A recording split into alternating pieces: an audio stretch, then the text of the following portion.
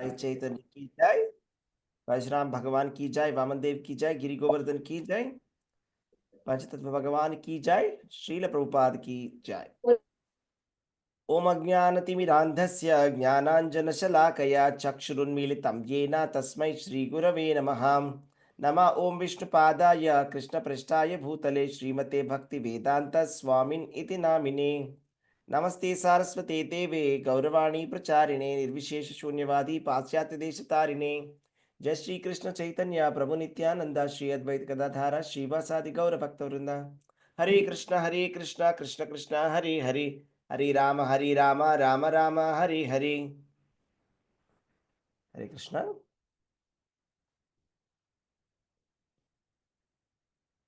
So ఇవాళ 4వ అధ్యాయంలోని 14వ శ్లోకం చెప్పుకోబోతున్నాం. నమాం కర్మాణి లింపంతి నమే కర్మ ఫలే స్పృహ ఇది మాం యోభిజానాతి కర్మభిర్న సపద్యతే. నన్ను ప్రభావితము చేయు కర్మ ఏదియూ లేదు. నేను కర్మఫలములను వాంఛింపను. నన్ను గూర్చిన ఈ సత్యము ఎరిగిన వాడు కూడా కర్మఫలములచే బంధింపబడదు. హరే కృష్ణ. అయితే శ్రీకృష్ణ భగవానుడి యొక్క తత్వము మనకి ఈ శ్లోకంలో చక్కగా తెలుస్తుంది. రాజు తప్పు చెయ్యడు, లేకపోతే రాజ్యాంగ శాసనాలకు ఆయన అతీతుడు కాదు. ఎందుకు అంటే రాజ్యాంగం అంతా కూడా రాజు చేతిలో ఉంటుంది. అలాగే ఇది కృష్ణ భగవానుడి యొక్క తత్వాన్ని తెలియజేసే ఒక శ్లోకము. శ్రీకృష్ణ భగవానుడు ఎవరు అంటే ఆయన దేవాది దేవుడు. కాబట్టి ఈ కర్మలు అనేవి ఆయనని ప్రభావితము చెయ్యవు. ఎందుకు అంటే ఆయన ఈ సృష్టించినటువంటి సృష్టికి అంతటికి కూడా మూల కారణం ఆయన.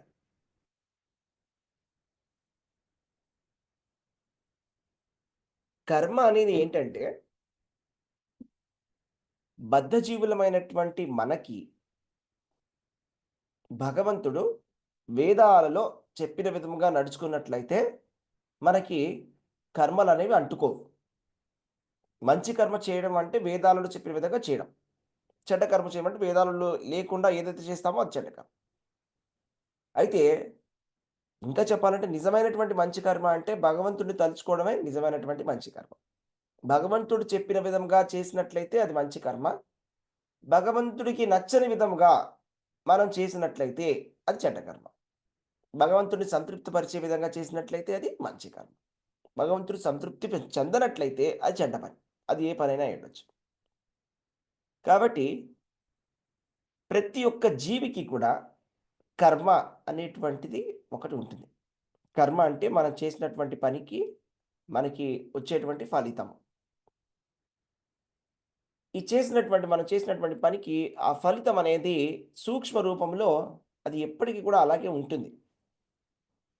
ఆ సూక్ష్మ రూపంలో ఆ కర్మని మనకి మళ్ళా అది ఫలం రూపంలో వచ్చినప్పుడు, అది ప్రారబ్ధ కర్మ కింద వచ్చినప్పుడు మనం దాన్ని అనుభవించాల్సి ఉంటుంది.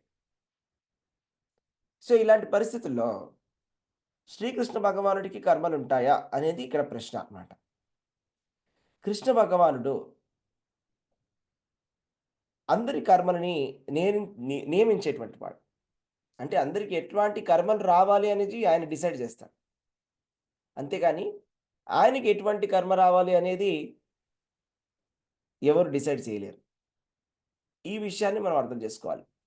ఇక్కడ చెప్పినటువంటి శ్లోకంలో ఏం చెప్పారంటే నమాం కర్మాణి లింపంతి. ఈ శ్లోకాన్ని అర్థం చేసుకోవడానికి ప్రయత్నం చేద్దాం. నా మాం కర్మాణి లింపంతి. లింపంతి అంటే అవి నన్ను ప్రభావితము చెయ్యవు అని అర్థం. అంటే నన్ను అన్ని రకములైనటువంటి కర్మలు ప్రభావితములు చెయ్యవు. నమే కర్మఫలే స్పృహ. నాకు కర్మ ఫలములలో కోరిక లేదు. అంటే నేను కర్మ ఫలితములను వాంఛింపను. ఎందుకు ఇలా చెప్తున్నారు? ఇప్పుడు శ్రీకృష్ణ భగవానుడు సృష్టి, స్థితి, లయ అనేటువంటి మూడిటికి కూడా కారణము సర్వకారణ కారణము ఎవరు అంటే శ్రీకృష్ణ భగవానుడు. శ్రీకృష్ణ భగవానుడు 3 విష్ణువు రూపములలో మహావిష్ణువు, గర్భోదకశాయి విష్ణు, క్షీరోదకశాయి విష్ణు రూపంలో ఈ ప్రపంచాన్ని సృష్టించడం జరుగుతుంది. తర్వాత బ్రహ్మ, విష్ణు, మహేశ్వరుల రూపంలో ఆ గుణావతారములలో సృష్టి, స్థితి, లయములను చేయడం జరుగుతుంది. కాబట్టి ఆయన ఏ విధముగా కూడా ఈ చేసినటువంటి కర్మలన్నిటికీ కూడా ఆయన ఏ కర్మ కూడా ఆయన ప్రభావితం చేయదు. అదే మనకైతే గనక ప్రభావితం చేస్తుంది. అదే విధముగా ఆయనకి ఎటువంటి కోరిక కర్మఫలం అనేది ఉండదు. నేను ఇది కోరుకుంటున్నాను ఆయనకు కోరుకోవడం అనేది ఏది ఉండదు. ఎందుకంటే ఆయన ఏది కోరుకుంటాడో అది అయిపోతుంది. ఎందుకంటే ఆయనదే ప్రపంచం కాబట్టి, ఆయనదే సృష్టి కాబట్టి, ఆయన ఎలా కోరుకుంటే అలా అయిపోతుంది. ఆయన దాని గురించి ఏమి కష్టపడాల్సినటువంటి అవసరం లేదు. ఇది ఎవరైతే తెలుసుకుంటారో, ఇతి మత్వా భజంతే మాం, ఇది తెలుసుకున్నటువంటి వాడు ఏమవుతుందంట వాళ్ళకి? కర్మభిర్న సబధ్యతే. కర్మభిర్ న సబధ్యతే అంటే మనం కూడా కర్మలో చిక్కుకోకుండా ఉంటాం. కర్మ బంధనాలలో చిక్కుకోకుండా ఉండాలంటే మనం చేయవలసిందల్లా ఒకటే పని.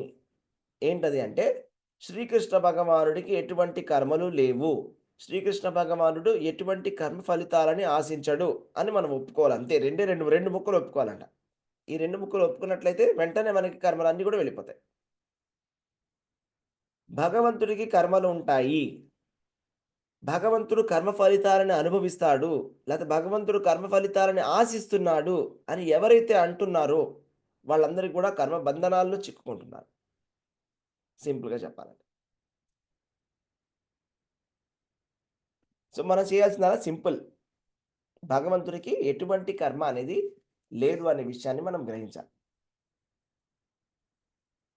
ఇది మాం యో అభిజానాతి, ఎవరైతే ఇది తెలుసుకుంటారో వాళ్ళు కూడా న కర్మభిః న సబధ్యతి, వాళ్ళు కూడా ఈ బంధనంలో వాళ్ళు ఉండరనమాట. సో, మనం ఏం చెప్తామంటే భౌతికమైనటువంటి ప్రపంచంలో రాజు ఎటువంటి తప్పు చేయడానికి వీల్లేదు. రాజు తప్పు చేయడు. అలాగే రాజ్యాంగంలో ఉండేటువంటి ఈ నియమాలన్నీ కూడా రాజుకి కాదు, వర్తించవు. ఆ రాజ్యంలో ఉండేటువంటి మనుషులకు వర్తిస్తాయి. అయితే భగవంతుడికి ఈ నియమాలన్నీ వర్తించవు. ఎందుకంటే ఆయనే సృష్టి, స్థితి, లయానికి కారణం కాబట్టి ఆయన ఇక్కడికొచ్చినప్పుడు ఆయన మనలాగా ఉండడానికి ఆయన చూపిస్తాడు అంతే. ఒకలాగా మనలాగా ఉండడానికి ఆయన ఒక లీల చేస్తాడు. అది మనం అర్థం చేసుకోవాలి. ఆయనకి ఎటువంటి కోరికలు గానీ, ఎటువంటి లిమిటేషన్స్ కానీ, ఇవన్నీ కూడా ఆయనకుండవు. నియమాలు, నిబంధనలు, వర్ణము, ఆశ్రమము ఇవన్నీ కూడా ఆయనకి ఎటువంటివి కూడా ఆయన ఎఫెక్ట్ చేయవు. ఈ విషయాన్ని మనం చాలా చక్కగా తెలుసుకోవాలన్నమాట. సో, కాబట్టి కృష్ణ భగవానుడు మనం చూస్తాం చాలా లీలల్లో కృష్ణ భగవానుడు చేసేటువంటి విషయాలు చూస్తే మనకి చాలా ఆశ్చర్యకరంగా అనిపిస్తుంది. కృష్ణుడు చేసే పనులను చూస్తే. అవునా? కృష్ణుడు అదేదో తపస్సు చేస్తున్నట్టుగా ఒక లీల ఉంటుంది. ఆయన వెళ్లి తపస్సు చేస్తున్నట్టుగా, తనకి కొడుకులు కావాలి అని ఆయన తపస్సు చేసినట్టుగా. అవునా?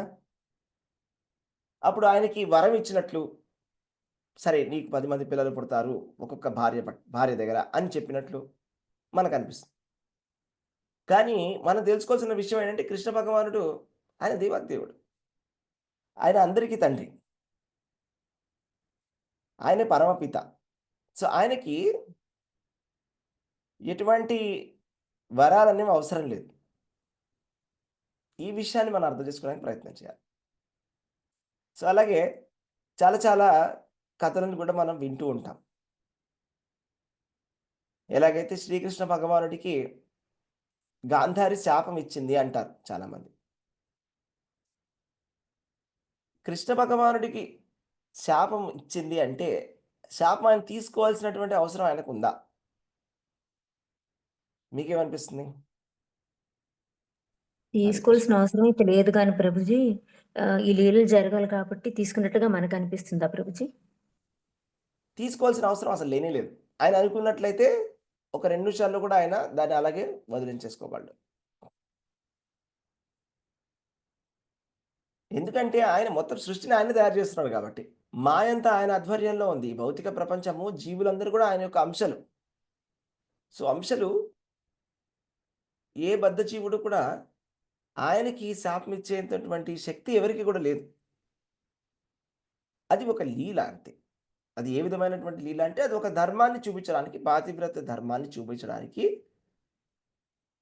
ఆ గాంధారి యొక్క గొప్పతనం, ఈవిడ గొప్ప ఆవిడ అని చూపించడానికి చేసినటువంటి ఒక లీల. అది భగవంతుడు చేస్తున్నటువంటి లీల.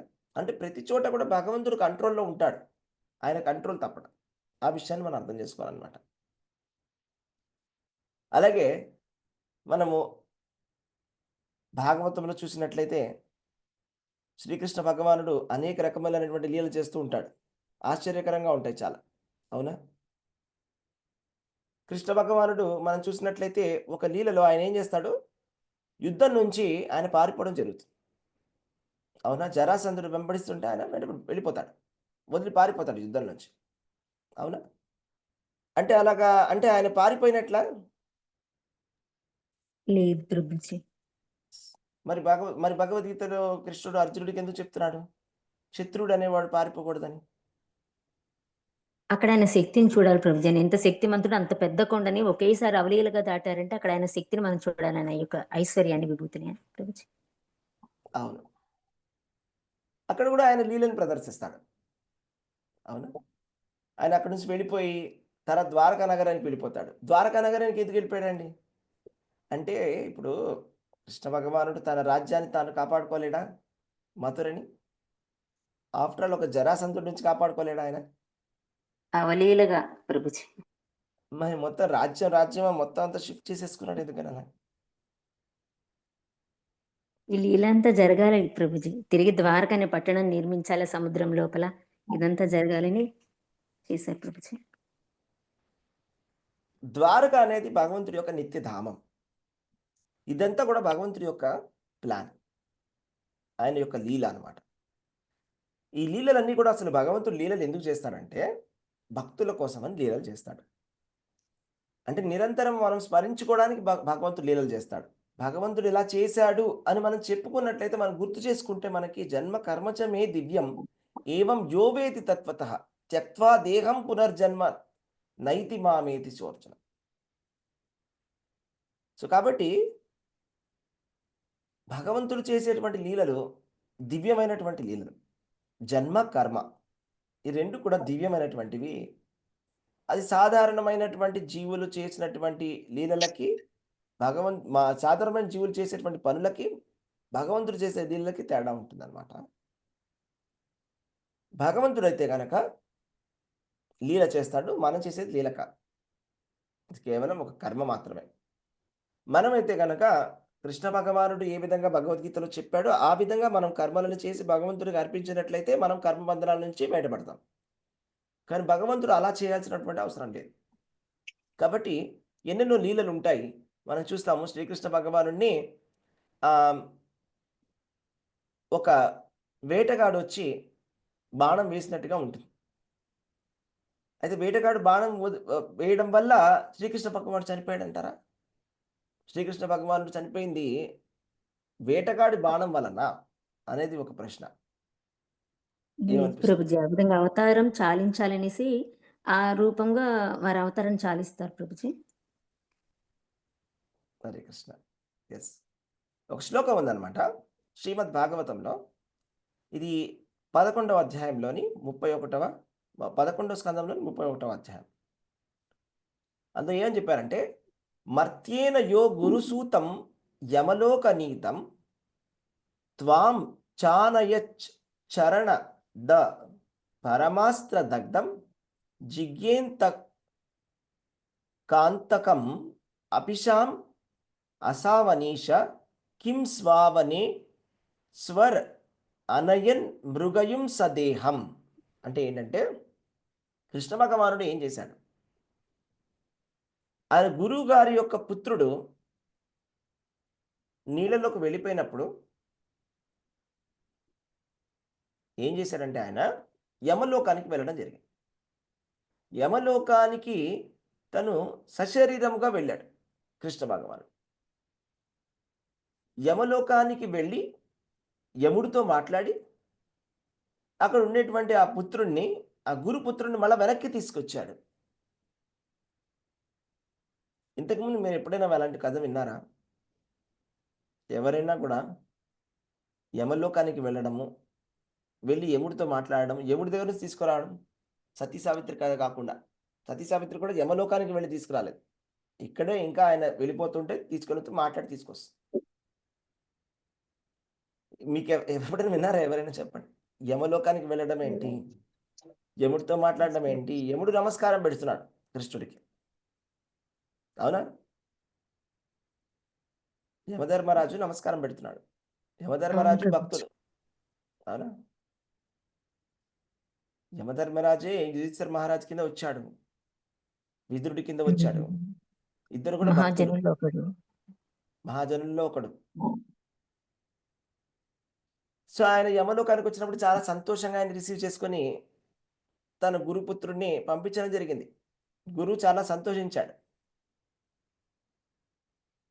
కృష్ణ భగవానుడు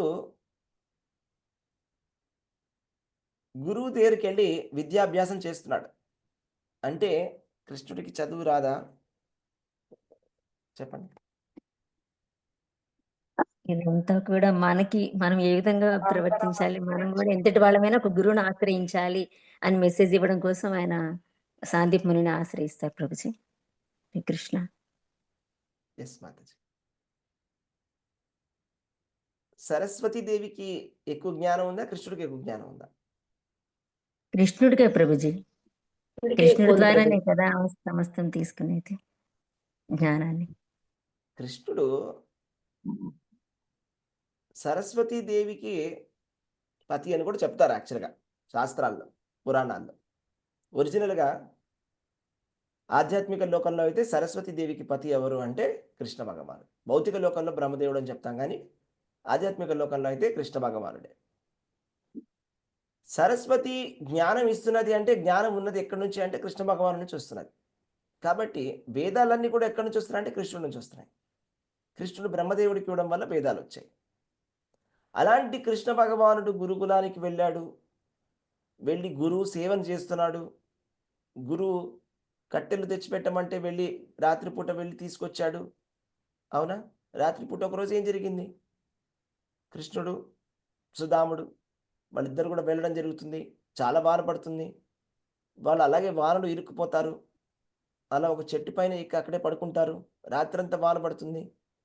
మళ్ళా నెక్స్ట్ డే వచ్చి వాళ్ళు కట్టెలు తెచ్చి పెడతారు. అవునా? అలాగే దాని తర్వాత ఏం జరుగుతుంది? ఆయన వెళ్ళిపోయే సమయంలో నేను మీకేం గురుదక్షిణ ఇవ్వాలి అంటే అప్పుడేం చెప్తాడు సాందీపని ముని? ఇది మరణించిన నా సామాన్యుడు కుమారుడు కాదు. తీసుకురమ్మంటాడు. సాందీపని ముని అంటాడు, గురుదక్షిణ నాకేం వద్దు గానీ, నా పుత్రుడిని నా వెనక్కి తీసుకొని రామని చెప్తాడు. ఎక్కడి నుంచి? చనిపోయిన నా పుత్రుడిని వెనక్కి తీసుకురమ్మని. ఎవరైనా అలా అడుగుతారా అండి? ఒక టీచర్ గురుదక్షిణ ఇంకా అడిగినప్పుడు భౌతికంగానే ఉన్నారు కదా ప్రభుజీ అయితే సాందీపం అని కొంచెం.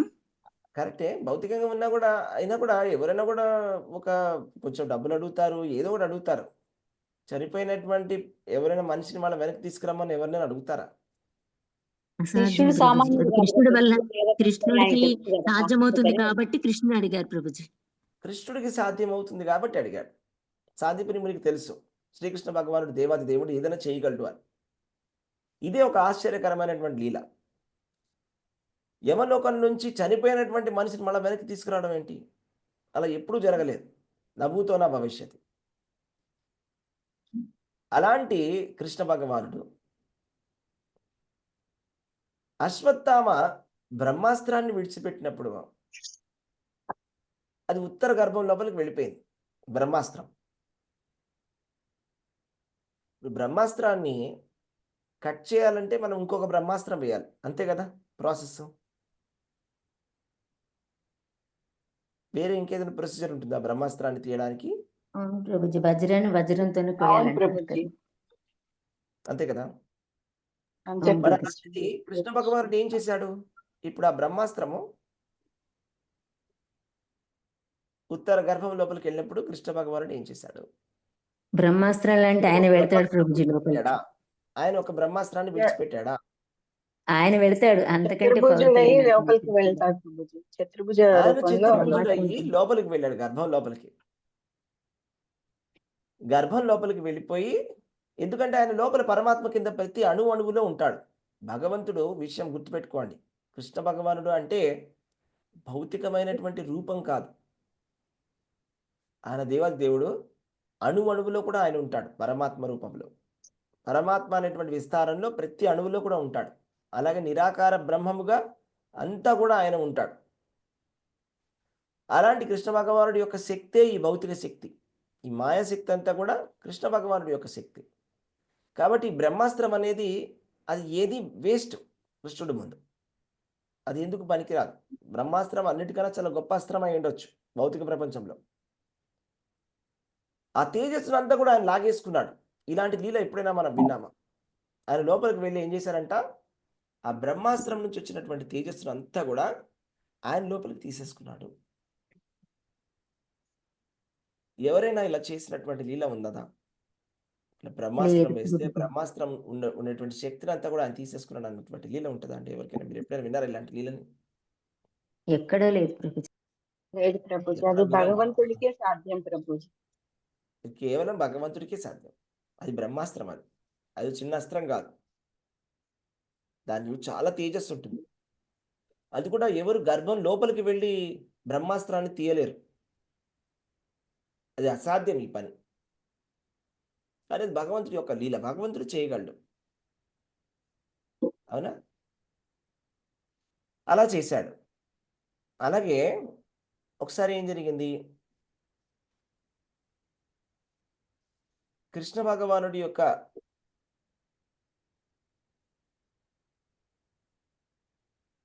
కొడుకు పేరు చెప్పండి, ప్రద్యుమ్నుడు. అవునా? ప్రద్యుమ్నుడిని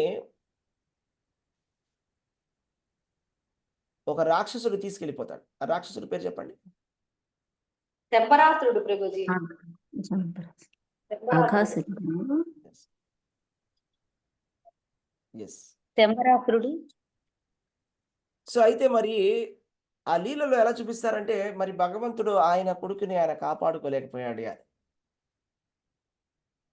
ఎందుకు అలాగా? దాన్ని వధించాలి కదా ప్రభుజీ. వాడిని వధించాలి కాబట్టి తీసుకువెళ్తాడు ప్రభుజీ. Yes ma'am. ఆయన ముక్తి ఈయన ద్వారా ఆయనకి రావాల్సింది ముక్తి. అందుకని అలా తీసుకువెళ్తారా ప్రభుజీ? అవును మ్యామ్. సో అలాగా ఆయన ప్రతిదీ కూడా ఆయన ప్లాన్ చేసుకుంటాడు అనమాట. అలాగే ఆయన మనవుడైనటువంటి అనిరుద్ధుడు కూడా ఏం జరుగుతుంది? కృష్ణ భగవానుడి యొక్క మనవడు అనిరుద్ధుడు. ఆయన కూడా ఒక రాక్షసుల్లోకి వెళ్తాడు కదా ప్రభుజీ. దగ్గరికి వెళ్తాడు. ఎస్. బాణాసురుడు అనేటువంటి ఒక రాక్షసుడు ఉన్నాడు. బలి మహారాజు యొక్క పుత్రుడు, శివుడి భక్తుడు.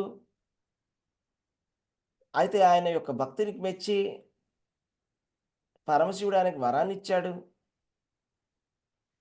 ఆయన ఉన్నటువంటి రాజ్యంలో ఎప్పుడు నేను అక్కడే ఉంటాను, నేను నిన్ను కాపాడుతానని శివుడు వరం ఇవ్వడం జరిగింది. అప్పుడు ఏం జరిగింది? నాకు మీతో సమానమైనటువంటి వాళ్ళతోటి ఎవరితోనైనా యుద్ధం చేయాలనుంది అని అడుగుతాడు బాణాసురుడు. నీ కోరిక తీరుతుంది, నీకు చాలా పొగరు ఎక్కువైంది, కృష్ణ భగవానుడు వచ్చి నిన్ను ఓడగొడతాడు, వెయిట్ చేయని చెప్తాడు కృష్ణుడు, శివుడు అనమాట. అవునా? తర్వాత ఏం జరుగుతుంది? అనిరుద్ధుడిని ఉష ప్రేమించడం జరుగుతుంది. అనిరుద్ధుడిని అలాగే ఎత్తుకొని తీసుకొచ్చేస్తారు బాణాసురుడి దగ్గరికి. బాణాసురుడి యొక్క ఉష యొక్క అంతఃపురానికి. బాణాసురుడికి తెలిసొస్తుంది అనిరుద్ధుడు ఇక్కడే ఉన్నాడని, వాళ్ళ కూతురు యొక్క అంతఃపురంలో. తర్వాత ఆయన ఏం చేస్తాడు? అనిరుద్ధుడితోటి యుద్ధం చేసి అనిరుద్ధుడిని బంధించేస్తాడు. అది తెలిసిన వెంటనే ఏం చేస్తారు కృష్ణుడు? వెంటనే ఆయన వెళ్తారు. యాదవులతోటి అక్కడికి వస్తాడు. అవునా? యాదవులతోటి అక్కడికి వచ్చి అక్కడ యుద్ధం చేయడానికి వస్తాడు. సో అక్కడ యుద్ధం చేయడానికి వచ్చినప్పుడు అప్పుడు ఏం జరుగుతుంది? ఎవరిని చెప్పగలరా? యుద్ధంలో అతన్ని వధిస్తారు కదా ప్రభుజీ, ఆయనకి ముక్తినిస్తారు సాయుధ్య ప్రభుత్వాన్ని. బాణాసురుడు శివుడిని కాపాడతాడు కాబట్టి శివుడితో యుద్ధం జరుగుతుంది. ఎస్. కృష్ణుడికి శివుడు ఏం శివుడికి చెప్పాడు? నేనేమో నీకు కాపలా కింద ఉంటాను అని చెప్తాడు. అవునా? సో కాబట్టి కృష్ణ భగవానుడు వస్తాడు. కృష్ణుడు వచ్చినప్పుడు ఈ బాణాసురుడి యొక్క ప్యాలెస్ దగ్గరికి వస్తాడు. వచ్చినప్పుడు అక్కడ శివుడితోటి యుద్ధం జరుగుతుంది అనమాట అక్కడ. ఓకే. సో అక్కడ ఏం జరుగుతుందంటే అక్కడ శివగణం అంతా కూడా రెడీగా ఉంటుంది అనమాట యుద్ధానికి. అయితే అక్కడ సేనాపతి అయినటువంటి కార్తికేయుడు, గణపతి కూడా ఉంటారు, నంది కూడా ఉంటాడు. సో ఇటువైపు ఏమో కృష్ణ బలరాములు, అటువైపు శివుడు, గణపతి, కార్తికేయుడు, నందీశ్వరుడు, శివగణాలు, వీళ్ళందరూ యుద్ధం స్టార్ట్ చేశారు. యుద్ధం జరుగుతున్నది, చాలా పెద్ద యుద్ధం జరిగింది. సో శివగణాలలో రకరకాలైనటువంటి భూతగణాలు, ప్రేతగణాలు, ప్రమదాలు ఇవన్నీ కూడా వచ్చాయి యుద్ధం చేయడానికి. కృష్ణుడు వాటన్నిటిని కూడా తరిమేశాడు తన ధనస్సుతోటి. తర్వాత శివుడు చాలా అనేక రకమైనటువంటి అస్త్రాలను వదిలిపెట్టడం జరిగింది. తర్వాత బ్రహ్మాస్త్రం కూడా వేయడం జరిగింది. సో కృష్ణుడు బ్రహ్మాస్త్రాన్ని కూడా ఆపడం జరిగింది. తర్వాత శివుడు ఆగ్నేయాస్త్రం వేశాడు. అప్పుడు కృష్ణుడు దాని వర్షంతో ఆపడం జరిగింది. తర్వాత శివుడు పాశుపత అస్త్రాన్ని వదిలిపెట్టడం జరిగింది. ఇప్పుడు కృష్ణుడు నారాయణాస్త్రాన్ని విడిచిపెట్టాడు. సో అప్పుడు ఏం చేశారంటే కృష్ణ భగవానుడు జృంభణం అనేటువంటి ఒక అస్త్రం వేసి ఆయనకి శివుడిగా ఆవలింతలు వచ్చేలా చేస్తాడు. సో ఆ అస్త్రం వేసినప్పుడు ఏంటంటే కంటిన్యూస్గా ఆవలింతలు వస్తాయి. ఇంకా అలాగా శివుడు ఆవలిస్తూ ఆవలిస్తూ అలసిపోతాడు ఇంకా యుద్ధం చేయలేక. సో అప్పుడు ఏం జరుగుతుందంటే కృష్ణ భగవానుడి యొక్క పుత్రుడైనటువంటి ప్రద్యుమ్నుడు కార్తికేయుడితో యుద్ధం చేస్తాడు. బలరాముడేమో బాణాసురుడి యొక్క సేనాధిపతితో యుద్ధం చేస్తాడు. సో అలా చాలా భయంకరమైనటువంటి యుద్ధం జరుగుతుంది. సో యుద్ధం అంతా జరుగుతుంది. సో కాబట్టి బాణాసురుడు అక్కడి నుంచి తప్పించుకోవడానికి ప్రయత్నం చేస్తాడు. అవునా? తర్వాత ఈ భూతగణాలు, ఈ ప్రేతగణాలు ఇవన్నీ కూడా కృష్ణ భగవానుడు తన అస్త్రాలతోటి తరిమేస్తాడు. తర్వాత శివుడు ఏం చేస్తాడంటే ఇక లాస్ట్కి శివజ్వరాన్ని పంపిస్తాడు. శివజ్వరం అంటే అందులో చాలా చాలా చాలా వేడిగా ఉంటుంది అనమాట. శివజ్వరం అనేది ఎంత వేడిగా ఉంటుందంటే ప్రళయంలో ఎన్నో సూర్యుళ్ళు ఉంటారన్నమాట. ప్రళయంలో వచ్చేటువంటి వేడి ఎంత ఉంటుందో దానికన్నా 12 రెట్లు ఎక్కువ ఉంటుంది శివజ్వరం అంటే. అంత వేడిగా ఉంటుంది అనమాట శివజ్వరం. అలాంటి శివజ్వరాన్ని వదిలిపెడతాడు అనమాట. ఆ శివజ్వరానికి 3 చేతులు 3 కాళ్ళు కూడా ఉంటాయి. కృష్ణుడి దగ్గరికి వస్తుంది అనమాట. అన్నిటినీ కూడా దగ్ధము చేసేస్తూ శివజ్వరం కృష్ణుడి దగ్గరికి వచ్చింది. సో అప్పుడు కృష్ణుడు ఏం చేశాడండి? నారాయణ జ్వరాన్ని విడిచిపెట్టాడు. నారాయణ జ్వరం అంటే చల్లగా ఉంటుంది, వేడికి చలి. సో సో మనం చెప్పుకుంటే జ్వరం వచ్చింది, ఇదేమో చలి అనమాట. సో శివజ్వరం, నారాయణ జ్వరం ఈ రెండు కూడా కొట్టుకున్నాయి. సో వేడికి చలి అనేది విరుగుడు. తర్వాత శివజ్వరం చల్లారిపోయింది. తర్వాత నారాయణ జ్వరం గెలిచేసింది. అప్పుడు ఏం జరుగుతుందంటే శివుడు ఓడిపోతాడు అన్నమాట కృష్ణుడి దగ్గర. అవునా? అప్పుడు ఏం జరుగుతుందంటే శివుడు వచ్చేసి ప్రార్థనలు చేయడం మొదలు పెడతాడు. ఫస్ట్ శివజ్వరం ప్రార్థన చేస్తుంది కృష్ణ భగవానుడికి, నువ్వే దేవాది దేవుడివి అని చెప్పేసి ఓ ప్రార్థన చేస్తుంది అనమాట. ఆ ప్రార్థనలో కూడా ఇలా చెప్తుంది అనమాట ఆ శివజ్వరం ఏంటంటే శివుడు చాలా చాలా గొప్పవాడు భౌతిక ప్రపంచంలో, కానీ నీతో సమానుడు కాదు. నువ్వు దేవాది దేవుడవు, సృష్టి స్థితి లయం అంతా కూడా నీ నుంచే వస్తున్నది అని చాలా పెద్దగా ఒక కీర్తన చేస్తుంది ఆ శివజ్వరం. తర్వాత చాలా పెద్దగా దానికి ప్రార్థన అనేది జరుగుతుంది అనమాట. క్షమాపణ కోరుకుంటుంది శివజ్వరం కృష్ణుడిని. తర్వాత బాణాసురుడు వస్తాడు, బాణాసురుడిని ఓడిస్తాడు కృష్ణుడు. తర్వాత శివుడు శివుడు కూడా ప్రార్థన చేస్తాడు కృష్ణుడు. కృష్ణ, నువ్వు పరబ్రహ్మము, పరంబ్రహ్మము అంటే అన్నిటికన్నా మించినటువంటి వాడు. ఎవరైతే నీ యొక్క ఆశ్రయాన్ని పొందుతారో వాళ్ళకి మళ్ళా పునర్జన్మ అనేది ఉండదు. కేవలం భక్తులకి మాత్రమే నువ్వెవరో తెలిసొస్తావు, మిగతా వాళ్ళకి ఎవరికి నువ్వెవరో కూడా తెలియదు అని చాలా అద్భుతమైనటువంటి ఒక ప్రార్థన చేస్తాడనమాట శివుడు. సో ఈ విధంగా చెప్తాడనమాట.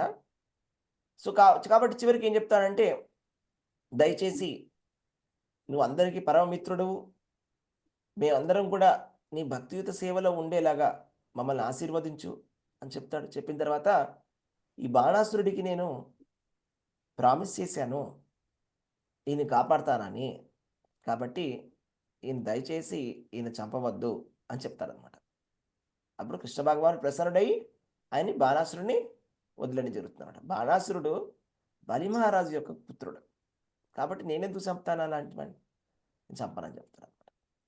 తర్వాత అలా జరిగిన తర్వాత కృష్ణుడు మళ్ళీ వెనక్కి వెళ్ళిపోవడం జరుగుతుంది అనమాట. అనిరుద్ధుడితోటి ఉషాదేవితోటి వెనక్కి వెళ్ళిపోయి మళ్ళీ పెళ్లి చేయడం జరుగుతుంది. సో కాబట్టి ఇక్కడ తెలుసుకోవాల్సినటువంటి విషయం ఏంటంటే, కృష్ణ భగవానుడి యొక్క లీలలు చూడండి ఎంత అద్భుతంగా ఉన్నాయో. చనిపోయినటువంటి పుత్రుణ్ణి యమలోకం నుంచి తీసుకొస్తాడు కృష్ణుడు. బ్రహ్మాస్త్రము విడిచిపెడితే అశ్వత్థామ గర్భము లోపలికి వెళ్ళి బ్రహ్మాస్త్రం యొక్క శక్తి తేజస్సునంతా కూడా తీసుకోగలడు. ఆయన పరమశివుడితో కూడా ఆయన యుద్ధం చేసి ఓడించగలడు. తర్వాత ఏం జరిగిందంటే, ఇక్కడ జర అనేటువంటి ఒక వేటగాడు ఏం చేశాడంటే, ఒకరోజు నాడు కృష్ణ భగవానుడు యాదవ కులం అంతా నశించబోతున్నది అనేటువంటి సమయం వచ్చినప్పుడు కృష్ణుడికి ఆల్రెడీ తెలుసు యాదవ కులం నశించబోతోంది అని. ఇప్పుడు వీళ్ళందరినీ కూడా ఎలా వెనక్కి తీసుకెళ్ళాలి అని ఆలోచించాడు ఈ యాదవ కులం. ఎందుకంటే ఆయన అనుకున్నది ఏంటి, భూమి పైన ఉన్నటువంటి భారాన్ని తగ్గించాలి అని కోరుకున్నాడు. ఎవరైతే చెడ్డవాళ్ళు ఉన్నారో, రాక్షసులు ఉన్నారో, అసులు ఉన్నారో వాళ్ళందరినీ కూడా చంపేయడం జరిగింది. కురుక్షేత్ర యుద్ధంలో వాళ్ళందరూ చనిపోయారు. కానీ ఇప్పుడు వచ్చినటువంటి బాధ ఏంటంటే, ఈ యాదవులు ఎవరైతే ఉన్నారో వీళ్ళందరూ ఎవరు అంటే దేవతలు, రకరకాల భగవంతుడి యొక్క పార్షదులు, వాళ్ళందరూ కూడా వచ్చారు యాదవుల కింద. వాళ్ళు ఎంతమంది ఉన్నారు, ఎన్నో లక్షల్లో కోట్లలో అసలు మనం కౌంట్ కూడా చేయలేని నెంబర్లో ఉంటారు వాళ్ళు. ఇప్పుడు వీళ్ళందరినీ కూడా వెనక్కి తీసుకెళ్ళాలి, ఎలా తీసుకెళ్ళాలి అని ఆలోచించాడు. తీసుకెళ్ళి కాబట్టి ఒక లీలని ప్లాన్ చేశాడు. ఎలాగైతే వీళ్ళందరూ కూడా వెళ్ళి ఒక బ్రాహ్మణుడి యొక్క శాపాన్ని తీసుకున్నట్టుగా, ఆ శాపం వల్ల ఒకళ్ళనొకళ్ళు కొట్టుకున్నట్టుగా చేసి వాళ్ళందరినీ కూడా వెనక్కి ధామానికి తీసుకెళ్ళిపోవడం జరుగుతుంది.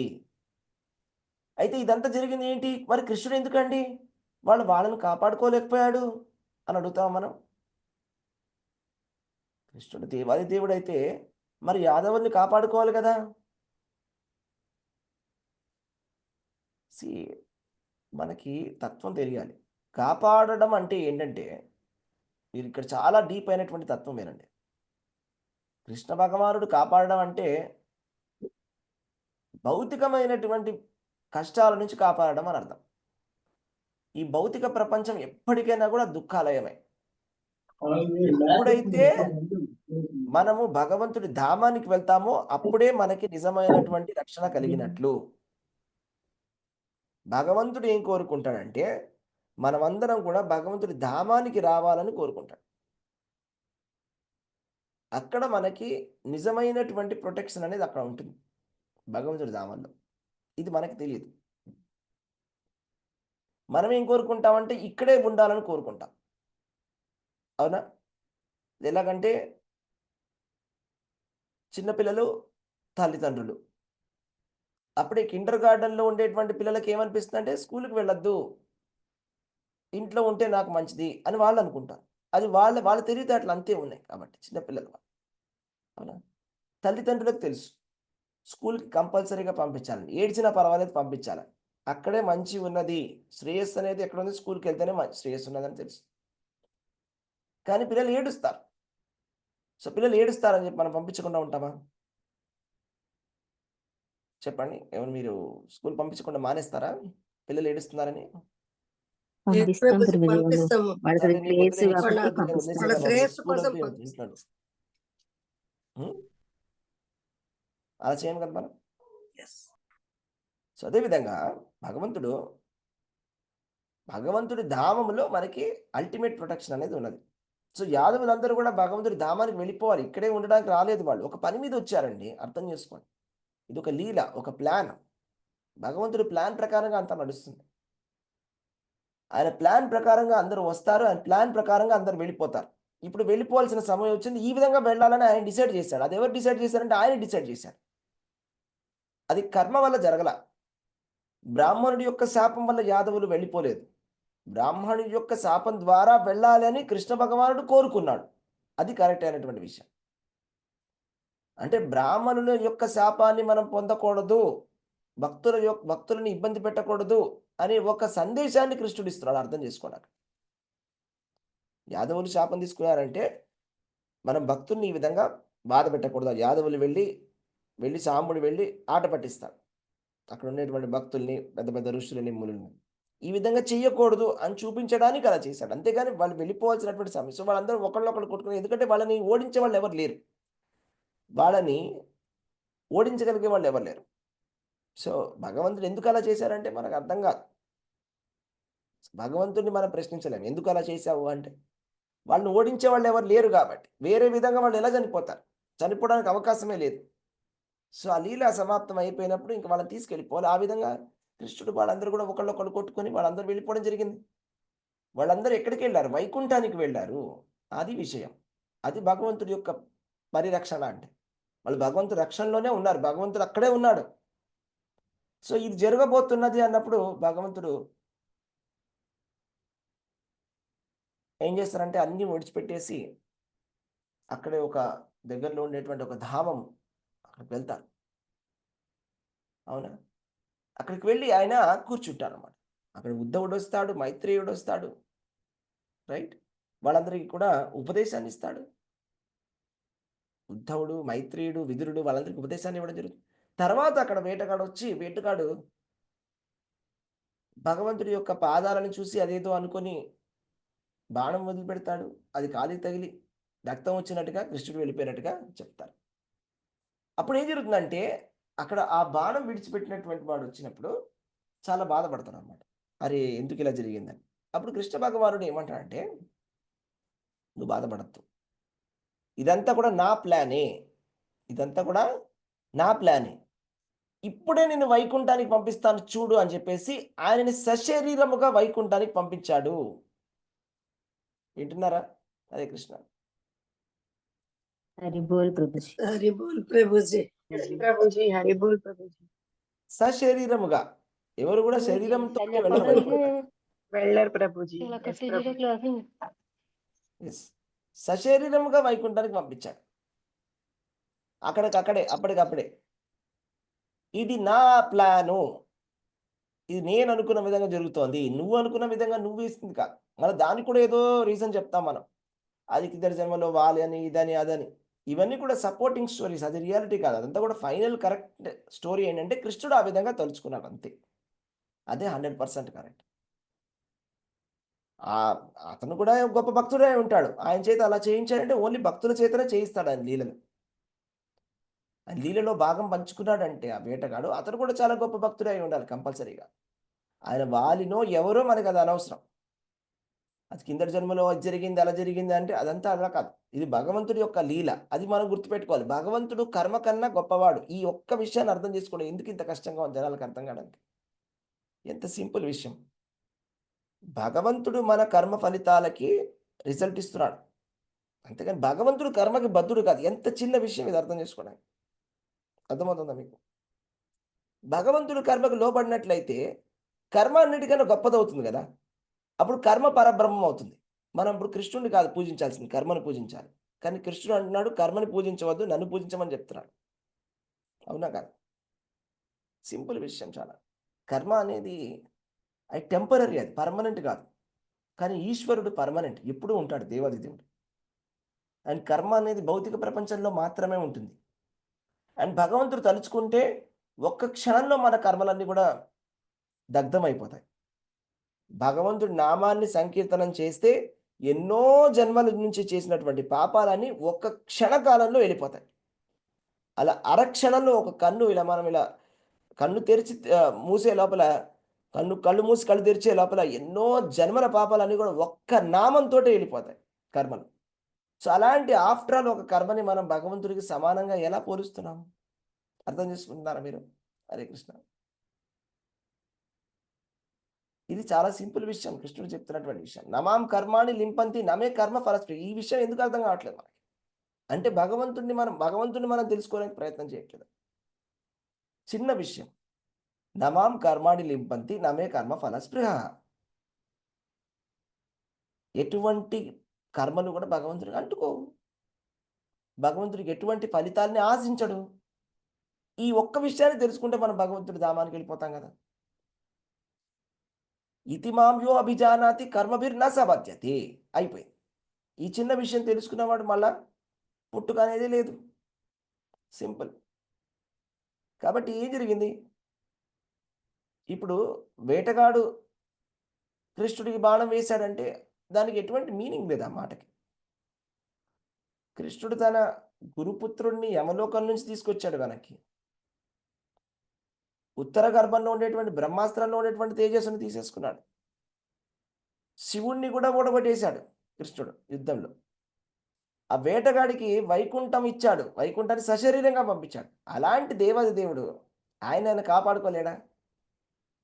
ఓ చిన్న వేటగాడి నుంచి కాపాడుకోలేడా? అవలీలగా ప్రభుజీ యుద్ధాలు చేశాడు. ఆయన ఎన్ని యుద్ధాలు చేశాడు? జరాసంధుడి యొక్క 18 అక్షౌహిణి సేనల్ని ఒక్కడు 18 అక్షౌహిణి సేనల్ని ఒకడు మొత్తం అందరినీ ఓడగొట్టాడు. ఎన్నోసార్లు, ఒకసారి కాదు, 5-6 సార్లు ఓడగొడతాడు. 18 అక్షౌహిణి సేనలని సింగిల్గా ఓడగొట్టాడు. సో ఆయన అనుకుంటే కురుక్షేత్రంలో ఆయన యుద్ధం చేస్తుంటే అసలు 1 నిమిషంలో అయిపోయి ఉండేది యుద్ధం. అర్జునుడికి పేరు రావాలని ఆయన చేయిస్తాడు అర్జునుడి చేత. అంటే ఒక వేటగాడు బాణానికి కృష్ణుడు చనిపోయాడంటే మనం కొంచెం బుర్రపడాలి. ఇది భగవంతుడు లీల అని అర్థం చేసుకోవాలి. అంతే కదా. భగవంతుడు అలా కోరుకున్నాడు అని కృష్ణుడు. అందుకనే కృష్ణుడికి గాంధారి శాపం పెట్టింది అంటే గాంధారికి ఎందుకు అలాంటి పతి దొరికాడు చెప్పండి? కళ్ళు లేనటువంటి వాడు ఎందుకు దొరికాడు చెప్పండి? గాంధారికి పెళ్లి చేసినప్పుడు ధృతరాష్ట్రుడు చెప్పండి, ఆమె గత జన్మల కర్మలకు అనుగుణంగా ఆమెకు అది లభించింది ప్రభుజీ. గత జన్మల కర్మల అనుగుణంగా ఆమెకి అలాంటి ఫలితం వచ్చింది. ఆమె కర్మ సిద్ధాంతం. ఆమె కర్మకు అనుసారంగా ఆమెకి అలాంటిది ఆమెకి లభించింది. ధృతరాష్ట్రుడికి కళ్ళు లేకుండా ఎందుకు వచ్చాయి? ఎందుకు పుట్టాడు?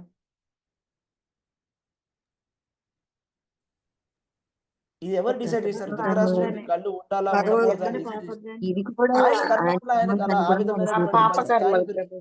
ఆయన 100 మంది పుత్రులు చనిపోవాలని ఎవరు డిసైడ్ చేశారు? గాంధారికి ఎటువంటి మొగుడు దొరకాలి, ఎంతమంది పిల్లలు పుట్టాలి, ఎలాంటి సుఖము ఎలాంటి దుఃఖము రావాలి, ఇవన్నీ కూడా డిసైడ్ చేసేది భగవంతుడు. ఆఫ్టర్ ఆల్ ఒక బద్ధజీవుడు భగవంతుడి శాపం ఇచ్చేంత కెపాసిటీ ఉంటుందా? ఈ విషయాన్ని అర్థం చేసుకోండి. భగవంతుడు దేవాది దేవుడు పరబ్రహ్మం. సృష్టి స్థితి లయం అంతా కూడా ఆయన నుంచి వస్తుంది. ఒకటి కాదు, అన్ని బ్రహ్మాండాలు అన్నీ కూడా ఆయన నుంచి వస్తున్నాయి. ఆయన ఎన్ని పనులు మొత్తం ఇంత సృష్టి స్థితి లయ చేసినా కూడా దానికి బద్ధుడవ్వడు. ఆ విధంగా ఆయన పనిచేస్తాడు. ఆధ్యాత్మికంగా పనిచేస్తాడు ఆయన.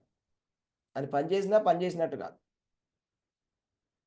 ఎప్పుడు ఆధ్యాత్మికమైనటువంటి స్థితిలో ఉంటాడాయన. అది కృష్ణ భగవానుడి యొక్క పొజిషన్ అది. కాబట్టి ఒక్క గాంధారి శాపం ఇచ్చింది, వీళ్ళు శాపం ఇచ్చారు, వాళ్ళు శాపం ఇచ్చారు. ఇదంతా కూడా మనం అర్థం చేసుకోవడం అంటే మన తెలివితేటల యొక్క పరీక్ష అదంతే. మన తత్వం ఎంత తెలిసింది, ఎంత లోతుగా మనకు అర్థమైందని భగవంతుడి యొక్క పరీక్ష. కాబట్టి మనం అలా నోరు జారిపోకూడదు. కృష్ణుడు ఎందుకు పుట్టాడంటే, కృష్ణుడు ఎందుకు అలా జరిగిందంటే శాపం వచ్చింది కాబట్టి అని. అలా అన్నా అనుకోండి, వెంటనే మనం మళ్ళా పుట్టాల్సి వస్తుంది. ఎందుకంటే అది ఒక భగవంతుడి పట్ల చేసినటువంటి ఒక అపరాధం కాబట్టి మళ్ళా మనం పుట్టాల్సి వస్తుంది. అదే చెప్తున్నాడు ఇక్కడ కృష్ణుడు. నా లీల యొక్క గొప్పతనం జన్మ కర్మచమే దివ్యే. భగవంతుడి యొక్క లీల దివ్యము. భగవంతుడి దేవాదేవుడని ఒప్పుకున్న వెంటనే మనం ముక్తులమైపోతాం. ఆ తక్షణమే మనం ముక్తులమైపోతాం. అది భగవంతుడి యొక్క గొప్పతనం అంటే. ఇది మనం తెలుసుకోవాలన్నమాట. సో కాబట్టి ఎన్నో లీలలు ఉంటాయి. అలాగే రాముడి కిందటి జన్మలో ఇలా అయిందని, లేకపోతే అందుకోసమని సీతాదేవి విడిచిపెట్టి వెళ్ళిపోయిందని, రాముడు కూడా కష్టాలను అనుభవించాడని. రాముడు పరబ్రహ్మం, అర్థం చేసుకోండి కొంచెం. ఓకే, ఆయన ఒక లీలను చూపిస్తున్నాడు. ఆయన ఏం లీల చూపిస్తున్నాడు అంటే భాగవతంలో చెప్పాడు రాముడికి ఎందుకన్ని కష్టాలు వచ్చాయి అంటే. అరణ్యవాసానికి ఎందుకు వెళ్ళాడు, సీతాదేవిని ఎందుకు ఎత్తుకెళ్ళిపోయాడు, రావణాసురుడు ఏం చేయలేకపోయాడు ఆ రాముడు అని. అదంతా ఏంటి అంటే, ఎవరైతే గృహస్థులు అయి ఉంటారో లేకపోతే గృహమేధులు అయి ఉంటారో వాళ్ళకి ఎలాంటి కష్టాలు వస్తాయి భౌతిక ప్రపంచంలో అని చూపించడానికి రాముడు ఆ లీలను చేశాడని చెప్పింది భాగవతం. అంటే ఆయన యాక్టింగ్ చేసి చూపిస్తున్నాడు, మనలాగా యాక్ట్ చేసి చూపిస్తున్నాడు అనమాట. ఎలాగంటే జైల్లో ఉండే ఖైదీలు, ఇప్పుడు సపోజ్ జైల్లో ఖైదీలు ఉన్నారు. సో ఊరికే ఒక నాటకం చేద్దామని చెప్పి అక్కడ ఉండేటువంటి రాజు ఆ జైల్లోకి వస్తాడు. వచ్చి వాళ్ళందరినీ మాట్లాడి ఏదో చిన్న డ్రామా చేశాడు అనుకోండి. అతను కూడా ఒక ఖైదీలాగా డ్రామా చేశాడు అనుకోండి. నేను ఒక ఖైదీని అని ఒక డ్రెస్ వేసుకొని, ఖైదీ డ్రెస్ వేసుకొని కాసేపు అలా కనిపిస్తే ఖైదీ అనుకుంటామా మనం? అలా భ్రమ గురవుతంగానే కాదు కదా ప్రభుజీ. ప్రభుజీ. అదే ఆయన జస్ట్ మనకు మన సంతోషం కోసమని మనకు చూపించడానికి, మనం ఏం తప్పు చేసామో చూపించడానికి ఒక డ్రామా చేసి చూపిస్తున్నారు అనమాట. ఇలా చేస్తే మన అప్పుడప్పుడు అడ్వర్టైజ్మెంట్స్ ఇస్తుంటారు గవర్నమెంట్ వాళ్ళు కదా, ఇలా చేయకూడదు, జాగ్రత్తగా ఉండండి, ఫోన్ నెంబర్ ఓటీపీలు ఇవ్వకండి, లేకపోతే ఇలా మోసపోకండి అని ఏదో ఒక డ్రామా చేసి చూపిస్తుంటారు. రైల్వే స్టేషన్లో కూడా చూపిస్తుంటారు. అప్పుడు ఎవరో ఇట్లాగా రైల్వే స్టేషన్లో ఒక చిన్న డ్రామా చూపిస్తున్నారు అనమాట. ఎవరో వచ్చి ఇట్లా బిస్కెట్ ఇస్తారు, తినేస్తే పడుకుని పోతారు, డబ్బులు తీసుకెళ్ళిపోతారు. ఒక చిన్న డ్రామా ప్రజెంటేషన్ మనకు అర్థం చేయడానికి, అలా చేయకండి అని. అలాగే రాముడు కూడా అలా వచ్చి అలా జరిగినట్లుగా వనవాసానికి వెళ్ళిపోయినట్టు, 14 సంవత్సరాలు అక్కడ ఉన్నట్లు, సీతాదేవిని అపహరించినట్లు, ఆయన అక్కడికి మళ్ళీ వెళ్ళినట్లు, ఆ లంకకి ఎంతో కష్టపడి, ఎంతో విరహంతో, ఎంతో బాధపడుతూ, ఎంతో కష్టంగా వాళ్ళందరినీ పోగేసుకొని, కోతులని ఎవరిని పోగేసుకున్నాడంటే రాముడు కోతుల్ని పోగేసుకున్నాడంట. కోతులందరినీ తీసుకెళ్ళి యుద్ధం చేశాడంట. కోతుల వల్ల గెలిచాడంట. ఏం మాట్లాడుతున్నారు అర్థం చేసుకోండి మీరు కొంచెం భగవంతుడి లీలని. వీళ్ళందరూ ఎవరు అంటే భక్తులు. ఆ కోతులందరూ ఎవరంటే దేవతలు. దేవతలందరినీ కూడా రమ్మని చెప్పాడు. ఇదంతా కూడా ఒక లీల. బ్రహ్మదేవుడు భూమాత వెళ్ళి బ్రహ్మదేవుడిని కోరుకుంటే, బ్రహ్మదేవుడు వచ్చి భగవంతుడిని కోరుకుంటే, భగవంతుడు రాముడి కింద వస్తాడు. వచ్చినప్పుడు దేవతలందరికీ చెప్తాడు, మీరందరూ కూడా ఈ వానరుల రూపంలో రండి అని. అంతా ఒక ప్లాన్ ప్రకారంగా వెళ్తూ ఉంటుంది. అది ప్రతి ఒక్కటి కూడా ప్లాన్ ప్రకారంగా వెళ్తుంటుంది. ఎప్పుడు ఉండాలి, ఎప్పుడు ఏం జరగాలి, ఎలా జరగాలి, ప్రతి ఒక్కటి ఆయన డిసైడ్ చేసుకుంటాడు, వెళ్ళాలా వద్దా. సో అలాగా యుద్ధంకి వెళ్ళాలి. అలాగా అప్పుడు హనుమంతుడి యొక్క గొప్పతనం చూపించడానికి హనుమంతుడి దగ్గర సేవ తీసుకున్నాడు. అయితే రాముడు వెళ్ళలేడా? రాముడికి తెలియదా? సీతాదేవిని కాపాడుకోలేడా? తెచ్చుకోలేడా? ఆయనే వెళ్ళి అందరినీ యుద్ధం చేసినప్పుడు 14,000 మందిని ఒకటేసారి సునాయాసంగా చంపిస్తాడు కదా. అవునా? ఖరదూషణుడిని చంపినప్పుడు ఎలా చంపుతాడు రాముడు? చాలా ఈజీగా చంపేస్తాడు. ఒక్క నిమిషంలో, ఒక 5 నిమిషాల్లో ఎన్నో పెద్ద పెద్ద ఎన్నో వేల మందిని చంపేస్తాడు. చూసి ఆశ్చర్యపోతారు అందరూ. అయితే రామాయణంలో కూడా జరుగుతుంది అట్లా. లాస్ట్‌లో యుద్ధకాండలో రాముడు ఒకసారి ఎప్పుడైతే రాముడు విజృంభిస్తాడో, అప్పుడు అందరికి తెలిసొస్తుందనమాట. అక్కడ వానరులందరికీ కూడా. అందరూ ఇలా నోరు తెరిచి ఒకసారి చూస్తారు ఇట్లా. ఇంత పవర్ ఉందా? మనం ఎందుకు ఇక్కడ యుద్ధం చేస్తున్నాం? రాముడు ఒక్కడే చాలు గదా! రాముడు ఒకడే చాలు గదా! ఎందుకు అందరూ మరి ఎందుకు ఇస్తున్నాడు? ఎందుకు చేపిస్తున్నాడు అట్లా యుద్ధం చెప్పండి? రాముడు తలుచుకుంటే ఒక్క నిమిషంలో అయిపోతుంది కదా యుద్ధము. ఇది కూడా ఆయన లేలే ప్రభు. అది లీల అది. అది మనకి చెప్పుకోవడానికి ఒక లీల. అది ప్లస్ వాళ్ళకొక సంతోషం భక్తులకి. అంటే వాళ్ళందరూ ఏదో రాళ్ళు వేసినట్టుగా కోతులు, మేమందరం కూడా రాముడిని కాపాడుతున్నామని. మనం రాముడిని కాపాడడం ఏంటి? ప్రశ్న. మనం రాముడిని కాపాడేంత శక్తి మనలో ఉందా? భగవంతుడిని మనం కాపాడేంత మనకు శక్తి ఉందా? అంటే భగవంతుడికి ఇష్టం అలాగా. మన చేత కాపాడబడడం అనేది ఇష్టం ఆయనకి. అది ఒక దాస్య భావం. అదొక భావన. ఇప్పుడు యశోదమ్మ కృష్ణుడికి జాగ్రత్తగా చూసుకుంటూ ఉంటుంది. ఆయన అందరికీ తండ్రి ఆయన. యశోదకు కూడా తండ్రి కృష్ణుడు. కానీ అలాగా పిల్లవాళ్ళ ఉండడానికి ఇష్టపడతాడు భగవంతుడు. అలా మన దగ్గర సేవ అందుకుంటున్నాడు భగవంతుడు. ఆయనకి ఏది అవసరం లేదు మన నుంచి.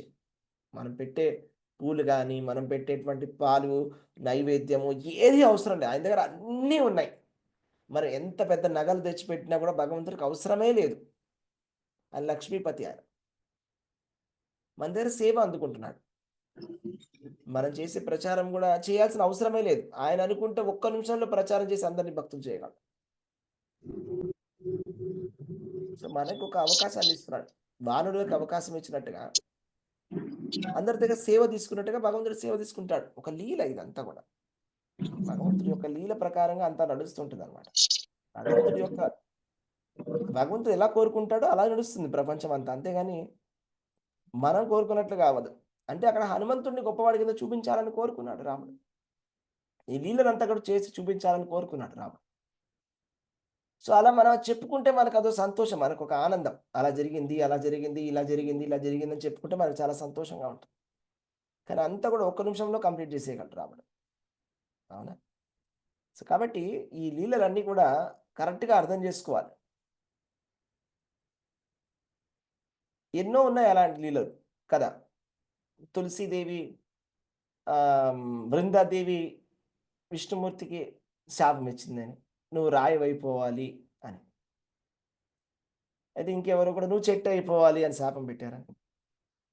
ఇదంతా ఎందుకు అంటే భగవంతుడు శాలిగ్రామ శిల రూపంలో రావాలని కోరుకున్నాడు. శాలిగ్రామ శిల రూపంలో మన దగ్గరికి వచ్చాడా లేడా భగవంతుడు చెప్పండి? శాలిగ్రామ శిల అంటే ఎంత అద్భుతం తెలుసా మీకు అసలు? శాస్త్రంలో చెప్తారు 10 లక్షల కోట్ల శివలింగాల కన్నా గొప్పది శాలిగ్రామ శిల అని చెప్తుంది శాస్త్రం. అంత పవర్ ఉంటుంది ఒక్క శాలిగ్రామ శిలలో. శాలిగ్రామ శిలకి పరమాత్మకి ఎటువంటి తేడా లేదంట. మనం భగవంతుడిని సాక్షాత్తు చూడలేము ఈ ప్రపంచంలో. కానీ భగవంతుడు సాక్షాత్తు శాలిగ్రామ శిలలో ఉంటాడు. దానికి ప్రాణ ప్రతిష్ఠ కూడా అవసరం లేదు శాలిగ్రామ శిలకి. అది శాలిగ్రామ శిల అంటే. అలాంటి శాలిగ్రామ శిల వస్తే మనం సేవ చేయొచ్చు భగవంతుడికి. అంటే భగవంతుడు సేవ అందుకుంటున్నాడు డైరెక్ట్గా శాలిగ్రామ శిల రూపంలో. అలా రావాలంటే మళ్ళా ఏదో ఒక వంక పెట్టి రావాలి కాబట్టి ఆ విధంగా అది ఏదో లీల చేసినట్టుగా, అలా శాపం ఇచ్చినట్టుగా, నువ్వు రాయి అవ్వాలని అన్నట్లుగా అయినాడే కానీ అది ఆయనకు శక్తి లేకపోవడం వల్ల కాదు. తులసిదేవి కూడా చెట్టు కింద వచ్చింది, మొక్క కింద వచ్చిందంటే ఎవరికి మంచి జరిగింది చెప్పండి? తులసిదేవి బృందాదేవి ఉండేది ఆధ్యాత్మిక ప్రపంచం, వైకుంఠంలో ఉంటుంది, గోలోకంలో ఉంటుంది. భగవంతుడి యొక్క ఆంతరంగిక సేవకురాలు. ఇప్పుడు మొక్క రూపంలో మన ఇంటికి వచ్చింది అంటే అది ఎవరికి బెనిఫిట్ అయింది? మనందరికి ఆధ్యాత్మిక ప్రపంచంలో ఉండేటువంటి తులసీదేవి మన ఇంటికి వచ్చింది, సేవలు అందుకోవడానికి వచ్చింది. అవునా? సో ఎస్ ఇదంతా కూడా ప్రభుజీ. భగవంతుడి యొక్క కరుణ. అవునా కదా? అంటే ఎస్ భగవంతుడు ప్రభుజీ. ఆయన కరుణతోటి మన దగ్గరకు వస్తున్నాడు ఎన్నో విధాలుగా.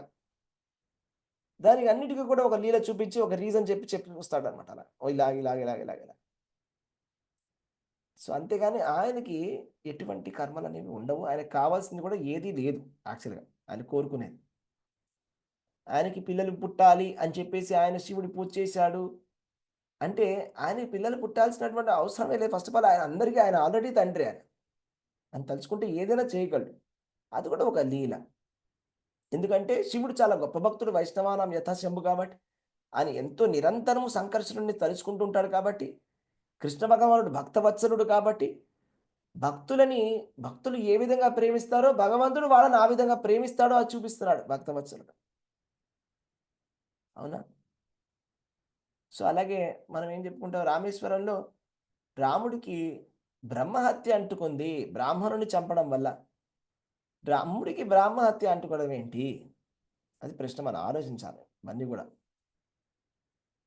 రాముడికి పాపం అంటుకోవడం ఏంటి? ఎవరి నామాన్ని చెప్తే మన జన్మజన్మల పాపాలు పోయి మనకి ముక్తి వస్తుందో అతడు రాముడు. అలాంటి వాడికి పాపం అంటుకోవడం ఏంటి? ఆయన పూజ చేయడం ఏంటి? ఆయన పాపాన్ని ఆయన కనుక్కోవడం ఏంటి? ఏమైనా మీనింగ్ ఉందా? రాముడికి బ్రహ్మహత్య అంటుకుంటుందా? లేదు అది ఒక ప్రభుజీ. జోక్. అది అధీసుడు, అన్నిటికీ అధీసుడు ఆయన. ఎలా చేయాలి, ఒక పాపం అన్నిటికీ చేస్తే మన అధీసుడే ప్రశ్న ఎలా ఆయన. చేసుకోవాలని ప్రత్యక్షంగా చేసి చూపిస్తున్నారు ప్రభుజీ. అది ఒక రకమైనటువంటి కొంతమందికి అలాగా వాళ్ళ శ్రద్ధని వాళ్ళని ప్రొటెక్ట్ చేయడానికి శివుని ఆరాధించేటువంటి వాళ్ళు కొంతమంది ఉంటారు కాబట్టి వాళ్ళ శ్రద్ధని ఇంప్రూవ్ చేయడానికి. ఎందుకంటే కృష్ణుడు ఏమంటాడు, దేవతలని పూజించడానికి కావాల్సినటువంటి శ్రద్ధని కూడా నేనే ఇస్తున్నాను. ఆ దేవతలను పూజించడం వల్ల వాళ్ళకు వచ్చే వరాలను కూడా నేనే ఇస్తున్నాను. ఆ శ్రద్ధని కూడా నేనే ఇస్తున్నాను. ఆ దేవతారాధనలో వచ్చేటువంటి ఆ వరాన్ని కూడా నేనే ఇస్తున్నాను భగవద్గీతలో కృష్ణుడు అని చెప్తున్నాడు. ఆయనే ఇస్తున్నాడు. కాబట్టి అలాంటి వాళ్ళకి శ్రద్ధని ఇవ్వడానికి రాముడు అలా చేసి ఉండవచ్చే. కానీ రాముడు ఏదైనా చేయగలడు. రాముడికి అవసరం లేదు. బ్రహ్మహత్య కడుక్కోలేడా రాముడు? మీకు ఒక జోక్ చెప్తాను, వినండి. ఈ స్టోరీ చెప్తే మీకు అర్థమవుతుంది క్లియర్గా. అరిష్టాసురుడు అనేటువంటి ఒక రాక్షసుడు వచ్చాడు బృందావనానికి. అరిష్టాసురుడు అంటే ఒక ఎద్దు, వృషభం వచ్చి పరిగెత్తుకుంటూ వచ్చి ఆ బృందావనంలో ఉండేటువంటి వాళ్ళందరినీ కూడా భయపెట్టించేస్తాడు. గోపికల మీదకి వచ్చేస్తాడు చంపడానికి. అప్పుడు కృష్ణుడు అడ్డంగా నుంచుంటాడు అనమాట. నుంచొని ఆ అరిష్టాసురుడిని గట్టిగా పట్టుకొని కొమ్ములతోటి విరిచేసి విసిరి అవతల పడేస్తాడు, చంపేస్తాడు. అప్పుడు ఏం జరిగింది తెలుసా? ఒక జోక్. రాధారాణి గోపికలు అందరూ కలిశారు కృష్ణుడిని. కలిసి చెప్పారంట, ఈ కృష్ణుడు బ్రహ్మహత్య పాతకం ఉంది తనకి. ఈయన ఆవుని చంపాడు, వృషభాన్ని చంపాడు అని చెప్తాడు. ఇది విన్నారా మీరు? కదని విన్నాం భాగవతంలో విన్నాం ప్రభుజీ. అంటారు. విన్నాం ప్రభుజీ. బాగుంటుంది. ఈయనతో మేము మాట్లాడము, ఈయన పాపం చేశాడండి, దూరంగా ఉండు, నువ్వు రాకు దగ్గరికి, నువ్వు గోహత్య చేశావు. ఆ గోహత్య చేస్తే ఏంటంట, నేను కడిగేసుకుంటాను. ఏంటా పాపం? ఏం చేయాలి చెప్పండి మీరు? సరే, పాపాన్ని ఎలా కడుక్కోవాలి? ఇప్పుడు నీకు చేసినటువంటి పాపాన్ని నువ్వు కడుక్కోవాలంటే అన్ని మొత్తం ప్రపంచంలో ఉండేటువంటి అన్ని తీర్థ స్థలాల్లో స్నానం చేయాలి. అంతే కదా? 1 నిమిషం 2 నిమిషాలు చేసేస్తాం, అయిపోయింది అని. ఎలా చేస్తావు అంటే ఏం చేశాడు, చిన్నగా తవ్వాడు. తవ్వి గంగా రా అన్నాడు, వచ్చేసి.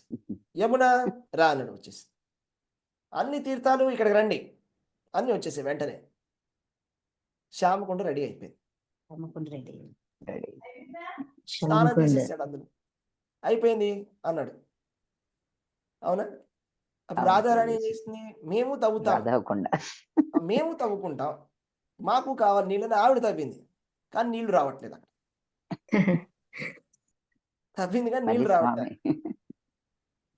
సో అప్పుడు కృష్ణుడు వచ్చేసి, సరే పంపిస్తాడండి అని చెప్పేసి అక్కడ కొన్ని నీళ్ళు వచ్చేలా చేసి దాన్ని రాధాకుండ చేశాడు. నాకు చాలా ఇష్టమైనటువంటిది ఇది అని, రాధాకుండ. సో ఇందులో ఎవరైతే స్నానం చేస్తారో వాళ్ళకి ప్రేమ వస్తుంది, కృష్ణుడి ప్రేమ. సో అది రాధాకుండం అలా వచ్చిందనమాట. అవునా? సో కృష్ణుడు తలుచుకుంటే ఇవన్నీ కూడా ఒక నిమిషంలో అయ్యే పనులు ఇవన్నీ. ఇది మనం అర్థం చేసుకోవాలి. అవునా కదా? సో ఎస్ కాబట్టి ప్రభుజీ. ఇవన్నీ కూడా మనకి ఎక్కడికైతే డౌట్ వస్తుంది ఇవన్నీ కూడా ఒక రకమైన మోహన లీలలు. దాన్ని ఇంకా చెప్పాలంటే కృష్ణుడు ఆయన శరీరం విడిచిపెట్టినట్టుగా చేసినటువంటి లీలని అసుర విమోహన లీల అంటారంట. అది పేరులోనే ఉంది, అసుర విమోహన లీల. అంటే ఎవరైతే అసురులు ఉన్నారో వాళ్ళని విమోహన చేయడానికి కోసమని చేసినటువంటి లీల. అంటే ఎవరైతే ఆ లీలని సీరియస్గా తీసుకుంటున్నారో కృష్ణుడు కూడా చనిపోతాడనమాట. ఏముందండి, దేవుడికి కూడా ఎన్ని కష్టాలు ఉన్నాయి, రాముడు ఎన్ని కష్టాలు అనుభవించాడు, కృష్ణుడు ఎన్ని కష్టాలు అనుభవించాడు, కృష్ణుడు కూడా ఎలా చనిపోయాడు అని అనేవాడు అసురుడు. అర్థమైనా? అలాంటి వాళ్ళని మోహించడానికి చేసినటువంటి లీల అసుర విమోహన లీల అంటే. కాబట్టి మనమందరం కూడా అసురులమా చెప్పండి? కాదు మనం అసురులమా? ప్రభుజీ. అది ప్రభుజీ. మన అసురులమా కాదా? అసురులం కాదు కదా మనం.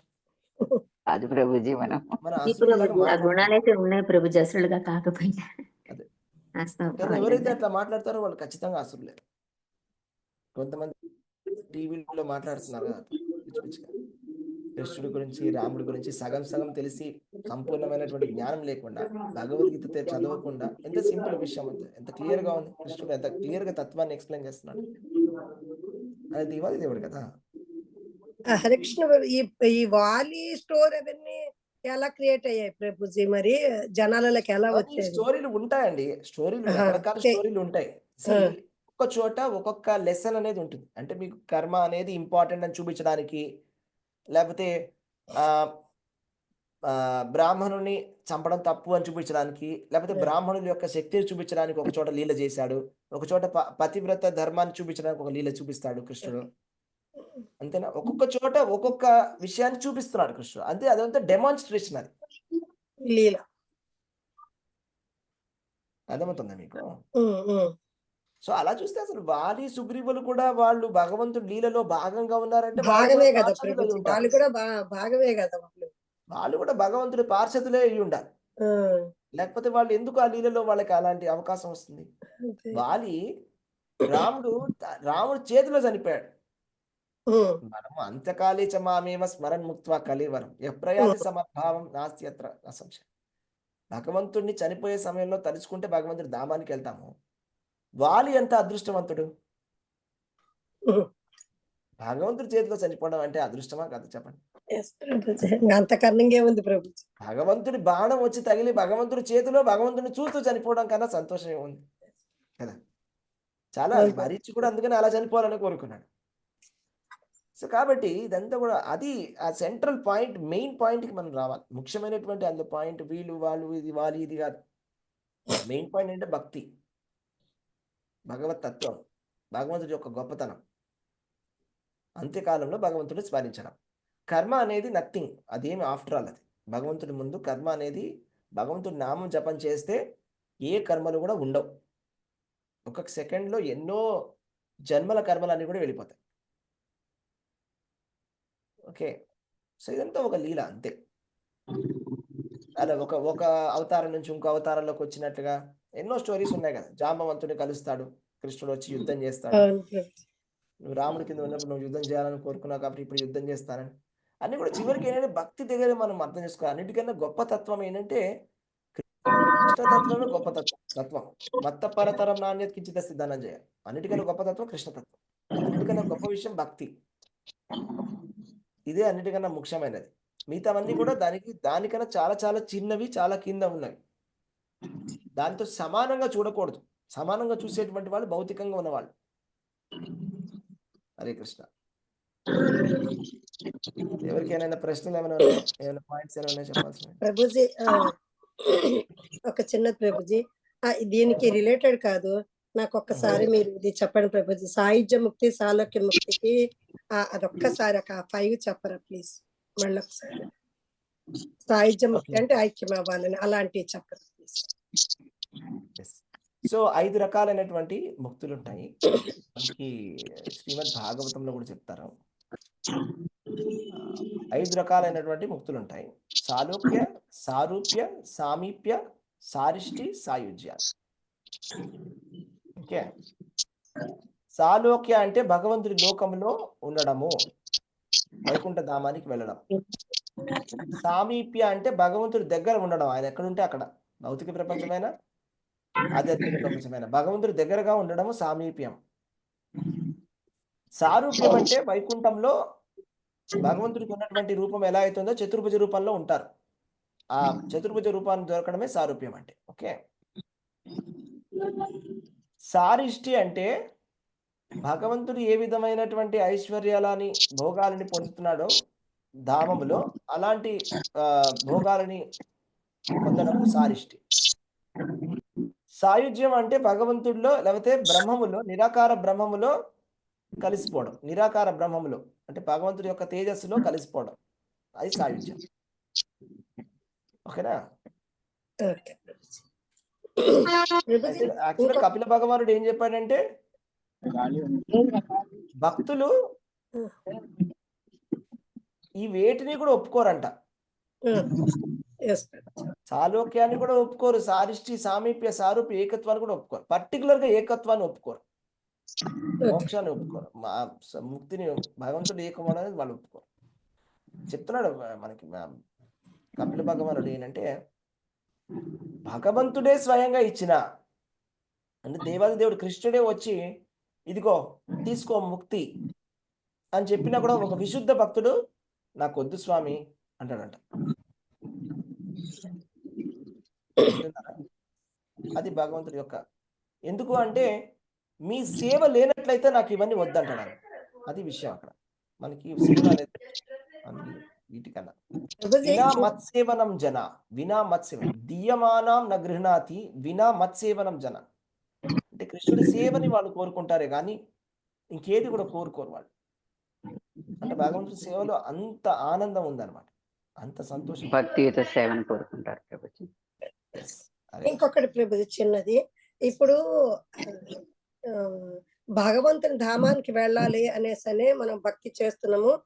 ఒక గొప్ప భక్తుడు, శుద్ధ భక్తుడు భగవద్ ధామానికి చేరాలి, అదే కదా ప్రభుజీ ఫైనల్ గా ప్రతి ఒక్కడు అనుకోవాల్సింది ఆయన ధామంత తండ్రి దగ్గరికి బిడ్డ చేరాలి అనే ఉద్దేశంతో. ప్రభుజీ మరి ఇప్పుడు సాలోక్య ముక్తి లోకల్లో ఉండడం కదా ప్రభుజీ, మరి ఆయన ధామానికి వెళ్తున్నామంటే లోకల్లో ఉండడమే కదా ప్రభుజీ, అక్కడ భక్తి చేసుకోవడానికే కదా. మరి ఇది కూడా కోరరు అనేసి భక్తులు ఇది కోరరు అనేసి ఈ 5 వన్ ఆఫ్ ది కదా సాలోక్య ముక్తి. అది ఎందుకు అది అక్కడికి వెళ్తేనే కదా ప్రభుజీ, మన ధామంలో ఉంటేనే కదా మరి మనం చేసేది. ఈ 5 ఇది కూడా వన్ ఆఫ్ ది, ఇది కూడా కోరుకోరు అనేసి అది అర్థం కాలేదు ప్రభుజీ ప్లీజ్. అదే మరి అది చాలా అడ్వాన్స్డ్ స్టేజ్ అన్నమాట.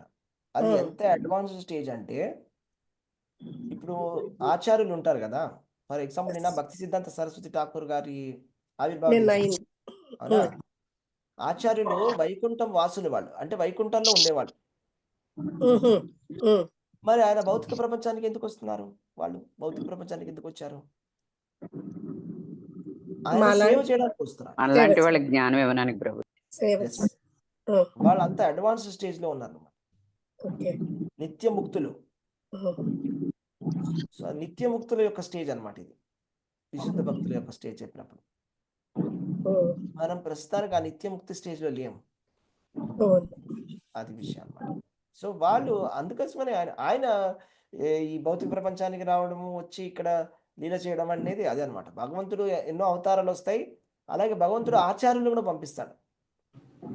చూడండి, మనము భగవంతుడు అవతారాలను వెతుక్కుంటూ ఉంటాం. భగవంతుడు ఏడి రాలేదేంటి, అవతారం తీసుకోలేదేంటి, 2025లో నేను పుట్టాను, ఇప్పుడు నేను ఇక్కడ ఉన్నప్పుడు మా ఊళ్ళోకి రాలేదేంటి అనుకుంటాం చెప్పండి. కానీ భగవంతుడు ఆచార్యులను పంపిస్తున్నాడు కదా. ఇంకా ఎక్కువ ఇంపార్టెంట్, భగవంతుడిని చూడడం కన్నా ఇంకా ఎక్కువ ఇంపార్టెంట్ అనిపిస్తుంది నాకైతే ఆచార్యులు ఉండడం. ఎందుకంటే భగవంతుడే మన కంటి ముందుకు వస్తే మనం ఒప్పుకోం.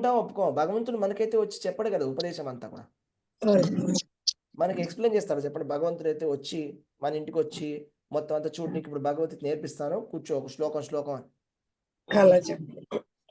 కదండి. మనకు అర్థం అవ్వచ్చు, అర్థం కాకపోవచ్చు, మన అపరాధాలు కూడా చేయొచ్చు, ఏదైనా చేయొచ్చు. కానీ ఆయన పంపించిన ఆచార్యులు మనకి జ్ఞానాన్ని ఇచ్చారు కదా, భగవంతుడు ఎవరో తెలుసుకోవడానికి. సో అదే పని జరుగుతోంది కదా, మనం భగవంతుడి సేవలో నియుక్తం అవుతున్నాం కదా, భగవంతుడి ధామానికి వెళ్తున్నాం కదా. సో భగవంతుడి యొక్క పంపించిన ఆచార్యులు కూడా చాలా గొప్పవాళ్ళు. ఆ విషయాన్ని అర్థం చేసుకోవాలన్నమాట. అవతారాలను మాత్రమే మనం ఎప్పుడు వెతుక్కుంటూ ఉంటాం. మరి భగవంతుడి భక్తుల్ని మర్చిపోతే ఎట్లాగా? భక్తుల్ని పంపించారు కదా భగవంతుడు జ్ఞానాన్ని ఇవ్వడానికి. భగవంతుడా నాకు మాట్లాడు, నాకు జ్ఞానాన్ని ఇవ్వు, నాకు జ్ఞానాన్ని ఇవ్వు అంటే జ్ఞానాన్ని ఇవ్వడానికి పంపించాడు ఆచార్యుల్ని వీళ్ళందరినీ. ఇప్పుడు భక్తి సిద్ధాంత సరస్వతి ఠాకూర్ వారిని ఎందుకు పంపించారు వైకుంఠం నుంచి? జ్ఞానం ఇవ్వడానికి భక్తులు కృష్ణ చైతన్యం గురించి చెప్పడానికే మనకి పంపించారు. మరి పంపించినప్పుడు మనం ఏం చేస్తున్నాము? భక్తుల్ని వదిలిపెట్టేస్తాం, భగవంతుడి పూజ చేస్తాం అంటాం. ఇది కనిష్టాధికారి. ఇప్పుడు ఏం జరిగింది? ప్రభుపాదుల వారు ఎవరో ఒక డోనర్ వాళ్ళ ఇంటికి వెళ్ళారు. ఎక్కడికో వెళ్ళినప్పుడు శిష్యులతో వెళ్ళినప్పుడు ఆయన అన్నారంట, సార్ పూజలో ఉన్నారు, కాసేపు వెయిట్ చేయండి అన్నారంట. అది కరెక్టా చెప్పండి? సారు పూజలో ఉన్నారు, నేను పూజ చేసుకున్నాను, ఒక్క నిమిషం ఉండండి, డిస్టర్బ్ చేయొద్దు అంటే ఏంటి అర్థం? అక్కడ ఆచార్యుడు వచ్చాడు, అర్థమైంది? భగవంతుడి భక్తుడు వచ్చాడు, విశుద్ధ భక్తుడు వచ్చినప్పుడు ఫస్ట్ పూజ ఆపి వెళ్ళాలి ఆచార్యుడు వచ్చినప్పుడు. ప్రభుపాదుల వారు చెప్పారు, నిజంగా జరిగింది లీల. ఏంది? ప్రభుపాదుల వారు వాళ్ళ శిష్యుడు ఉన్నాడు, వాళ్ళ శిష్యుడు అతను ఎక్కడున్నాడు అని అడిగాడు అనమాట. ఆయన శాలిగ్రామ శిల ఆరాధన చేస్తున్నాడు, మధ్యలో ఉన్నాడు అని. ఇక్కడ గురు పూజ జరుగుతున్నది, ఆపేసి రమ్మని చెప్పాను అన్నాడు ప్రభుపాదుల వారు. సో అక్కడికక్కడ ఆపేసి వచ్చాడు మధ్యలో. అంటే గురువు యొక్క ఆరాధన ఎంత ఇంపార్టెంట్ అంటే, విశుద్ధ భక్తులని ఏ విధంగా చూడాలని మనం తెలుసుకోవాలన్నమాట. కనిష్టాధికారి అంటే అది హై లెవెల్ కాదు, లోయెస్ట్ లెవెల్. కనిష్టాధికారి అంటే భగవంతుడు టెంపుల్లో ఉన్నాడు, ఆలయంలో భగవంతుడు ఉన్నాడు, అంతే. నా కృష్ణుడు, భక్తుడు నాకు అవసరం లేదు. అర్థమవుతుందా? ఇది కనిష్టాధికారి లెవెల్, ఇది లో లెవెల్, హై లెవెల్ కాదు. దానికన్నా పై లెవెల్ ఏంటంటే మధ్యమాధికారి అంటే భక్తులకు కూడా మనం ఇవ్వడం. భక్తుడు అంటే భగవంతుడే పంపించాడు, వాళ్ళు భగవంతుడి గురించి స్మరిస్తున్నారు, వాళ్ళకి రెస్పెక్ట్ ఇవ్వాలి ఫస్ట్ కదా. భగవంతుడి యొక్క భక్తులకి విశేషమైనటువంటి రెస్పెక్ట్ ఇవ్వాలి, అది మధ్యమాధికారి. సో ఇందాక చెప్పినట్టుగా ఆ ప్రభుపాదుల వారే వచ్చినప్పుడు, ఆ ప్రభుపాద ఆచార్యుడు వచ్చినప్పుడు వచ్చి అక్కడ కూర్చున్నాడు ఆయన శిష్యులతోటి. ఈయనేమో నేను పూజ చేసుకుంటాను, కొంచెం వెయిట్ చేయంటే తప్పది, అలా చేయకూడదు. యాక్చువల్గా అర్థమైందా? భక్తులు వచ్చినప్పుడు అలా చేయకూడదు, కరెక్ట్ కాదు. అంటే ఇది చెప్తానంటే మన మెంటాలిటీ అలా ఉందన్నమాట. నాకు కృష్ణుడు కావాలి, నాకు కృష్ణుడే కావాలి, భక్తులు అక్కర్లేదని. కృష్ణుడు అలా చెప్పాడు, కృష్ణుడు ఉల్టా చెప్తున్నాడు. కృష్ణుడు ఏం చెప్తున్నాడంటే, నా భక్తుల ద్వారా నువ్వు నేర్చుకోవాలి, అప్పుడు నువ్వు నా దగ్గరికి రాగలవు. నువ్వు నా భక్తుల ద్వారా నువ్వు ట్రైన్ అయితే అప్పుడు నువ్వు నేనేంటో తెలిసి వస్తుంది, నువ్వు నా దగ్గరికి వచ్చేది నీకు కేపబిలిటీ అనేది వస్తుంది, అప్పుడు నువ్వు నిర్గుణ స్థితికి వస్తావని. ఆ నిర్గుణ స్థితికి రాకుండా నాకు భక్తులు అవసరం లేదండి, నేను చేసుకుంటాను మా ఇంట్లో నాకు నచ్చినట్టు అంటే అదే నాకు గుర్తుంది. అదే కృష్ణ మొన్న ఎగ్జామ్ లో భక్తుడు ప్రత్యక్షమయ్యే వరం కోరుకోమంటే ఏం ప్రభుజీ మీరు చెప్పిన దాన్ని బట్టి శుద్ధ భక్తులైన తర్వాత, అంటే లైక్ సిద్ధాంత సరస్వతి ప్రభుపాదుల వారి లాగా వాళ్ళు గొప్ప భక్తులైన తర్వాత, వాళ్ళు అక్కడికి ముక్తి చెందిన తర్వాత వాళ్ళు ఖాళీగా ఉండరు, మళ్ళీ వచ్చి భక్తులు తయారు చేయడానికి మళ్ళీ అక్కడక్కడ లోకాలలో పుట్టి మళ్ళీ భక్తి సేవ చేస్తూ ఉంటారు. ఇలాంటిది అందరినీ ఎక్కడికైనా వెళ్ళడానికి రెడీగా ఉంటారండి విశుద్ధ భక్తులు. విశుద్ధ భక్తులు ఎక్కడికైనా వెళ్ళడానికి రెడీగా ఉంటారు, అది రెడీగా ఉంటారు. సో అదే బిల్వమంగళ ఠాకూర్ స్టోరీలో ఆయన కిందటి జన్మలో భక్తి చేశాడు. బిల్వమంగళ ఠాకూర్ గురువు దగ్గర భక్తి నేర్చుకున్నాడు. తర్వాత ఆయన భగవంతుడి ధామానికి వెళ్ళలేకపోతే అప్పుడు గురువు ఏం చేశాడంటే, గురువు ఒక వేశ్య కింద జన్మ తీసుకున్నాడు. తీసుకొని ఈయన్ని అట్రాక్ట్ చేసి ఈయనకు మళ్ళా ఉపదేశాన్ని ఇచ్చి గుర్తు చేస్తాడు. మరే నువ్వు మర్చిపోయావరా భక్తిని అని, కింద జన్మలో చేసావు, మధ్యలో వదిలేసావు. అప్పుడు బిల్వమంగళ ఠాకూర్ మళ్ళా గుర్తు చేసుకొని గొప్ప భక్తుడయి బృందావనానికి వెళ్ళాడు. చూడండి అంటే గురువు ఎంత ఎంత సేవ చేస్తాడు, ఎంత దయగలవాడు. చేసి ఎంత దయ ఉన్నది గురువుకి దయ. శిష్యుడి పట్ల, రైట్? సో అదే సాధోక్యము అంటే భక్తి లేకుండా మనం యాక్సెప్ట్ చేయకూడదు అని అర్థం అనమాట. అంటే విశుద్ధ భక్తుల యొక్క స్థితి అది మొదటి విషయము. అంటే మనము మన గురువు ఏం చెప్పారు, మనం వైకుంఠ ధామానికి వెళ్ళాలని కోరుకోవాలి, back to godhead. Yes. అంటే మన ఇంటికి మనం వెళ్ళాలి అని కోరుకోవాలి. మన ఇల్లు మన ఇల్లు అనుకుంటున్నాం, ఇది ఇల్లు కాదు, మన నిజమైన ఇల్లు అక్కడ పైన ఉన్నది వైకుంఠ ధామంలో, అక్కడికి వెళ్ళాలనే కోరుకోవాలి. అది చాలా అడ్వాన్స్ స్టేజ్ లో విశుద్ధ భక్తులు వాళ్ళు ఏం కోరుకుంటారంటే వాళ్ళు అక్కడ ఉండడానికి కూడా కోరుకోరు, భగవంతుడి దగ్గరికి వాళ్ళు అక్కడికి వెళ్ళిపోతారు. వాళ్ళతో లీలలు చేయడానికి ఇలాగా. ఎలాగంటే ఇప్పుడు ప్రభుపాదుల వారు బృందావనం వెళ్ళిపోతాను నేను అంటే బృందావనం అవసరం లే అనేవాడు వాళ్ళ శిష్యులకి. బృందావనం అందరికి బృందావనం టికెట్ తీసుకొని వచ్చేయచ్చు అమెరికా వాళ్ళు వాళ్ళ శిష్యులు, కానీ బృందావనం వెళ్ళొద్దు అన్నాడు ఆయన. ఆయన ఏమన్నాడు వాళ్ళకి, నువ్వు వేరే ఇక్కడికి వెళ్ళు, అక్కడికి వెళ్ళు, నువ్వు జపాన్కి వెళ్ళు, నువ్వు ఆఫ్రికాకి వెళ్ళు, నువ్వు ఇక్కడికి వెళ్ళు, నువ్వు అక్కడికి వెళ్ళు, వెళ్ళి అక్కడ ప్రచారం చేయమని చెప్పాడు. ప్రచారం చేయమని చెప్పాడు. వాళ్ళందరూ కూడా చాలా అందులో వాళ్ళు ఇంకా వాళ్ళకి ఇంకా ఎక్కువ ఆనందం కలిగింది. గురువు ఆజ్ఞని వాళ్ళు పాటిస్తున్నారు, గురు సంతృప్తి చెందుతున్నాడు. సో అలాగే కృష్ణుడి కోసమని ఈ నిత్య ముక్తులు ఎక్కడికైనా వెళ్ళడానికి రెడీగా ఉంటారు, వాళ్ళు చెప్పిన మాటను ఒప్పుకుంటారు 100%. ఈ గురు మహారాజు చూస్తున్నాం కదా ప్రభుజీ, ప్రపదల వారు చూడలేకపోయినా ఇప్పుడు మన గురు మా జయపతాక స్వామిని వాళ్ళందరినీ చూస్తున్నారు, రాధనాథ స్వామి, అసలు వీళ్ళందరూ కూడా అసలు ఎలాంటి స్టేజ్ లో ఉండి ఇంకా చెప్తున్నారు. అసలు మాట రాని స్థితిలో ఉన్నా గానీ క్లాసెస్ చెప్తూ, మరి అదే కదా ప్రభుజీ గురు మహారాజ్ చూడలేదు అనుకునే దానికి ఇదే తార్కాణం. అసలు ఇంత గొప్ప శుద్ధ ఆచార్యులు ఉన్నారు. అసలు వాళ్ళ చరిత్ర చదివితే మనకు తెలిసి వస్తుంది కదా వాళ్ళు ఏం చేశారని. మనము భక్తిలో ఎంత కష్టపడుతున్నామో మనకు తెలుసు. కాసేపు భక్తిలో నుంచి ఉంటాం, కాసేపు స్లిప్ అయిపోతాం, కాసేపు ఉంటాం మళ్ళీ మాయ పట్టేసుకుంటుంది, కాసేపు భక్తిలో కాసేపు ఉన్నట్టు ఉంటుంది, కాసేపు పడిపోతుంటాం. వాళ్ళు 24 గంటలు ఎన్నో 50-60 సంవత్సరాల నుంచి వాళ్ళు భక్తిలో ఉన్నారు పక్కాగా, ఎటువంటి అసలు డీవియేషన్ లేదు. సో మనం ఇలాంటి అవకాశాన్ని ఎలా వదిలిపెట్టుకోవాలి మనం? ప్రభుపాదుల వారు చెప్పారండి స్పష్టంగా. ఏం చెప్పారంటే, ఇప్పుడు నేను నా శిష్యుల్ని నేను ట్రైన్ చేసి పంపిస్తున్నాను, ఓకే, వీళ్ళని మీరు తప్పుగా అనుకోవద్దు, ఓ వీళ్ళు ఫారినర్స్ వీళ్ళకేం తెలుసు అనుకోవద్దు,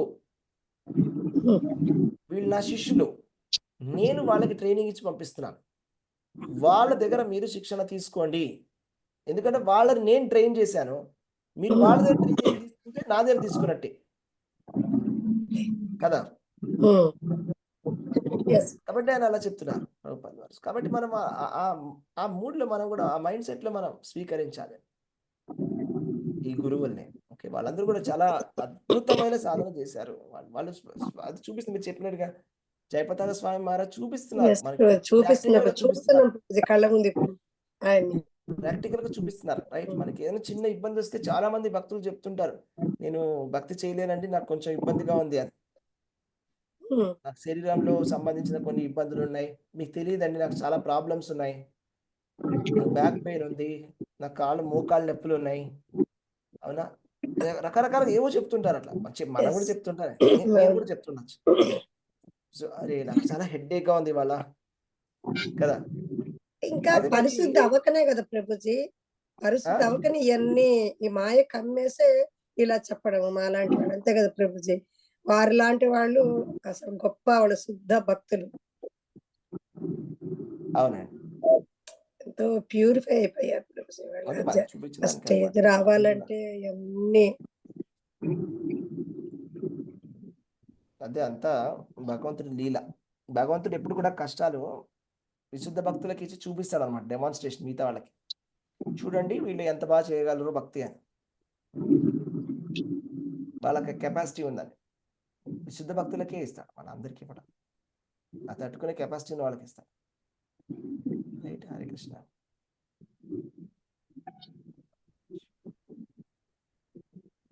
హరే కృష్ణ.